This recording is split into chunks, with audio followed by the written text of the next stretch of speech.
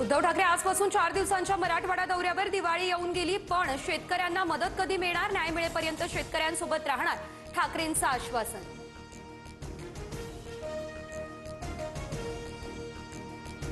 उद्धव ठाकरे पहिल्यांदाच बाहेर पडले, याचा आनंद. ठाकरेंच्या मराठवाडा दौऱ्यावरती मुख्यमंत्री फडणवीसांची टीका. ठाकरेंना टोमणे मारण्याशिवाय काही जमत नाही, फडणवीसांचा हा निशाणा. सोलापूरच्या मोहोळ तालुक्यामध्ये केंद्रीय पथकाकडून अतिवृष्टीग्रस्त भागाची रात्री पाहणी. केंद्राचं पथक टॉर्च लावून पाहणी करतंय, उद्धव ठाकरे यांचीही टीका. उद्धव ठाकरेंना निवडणुका पुढे ढकलायच्या होत्या, मात्र सर्वोच्च न्यायालयाच्या आदेशामुळे तसं होणं शक्य नाही, मुख्यमंत्री फडणवीस यांचं हे विधान.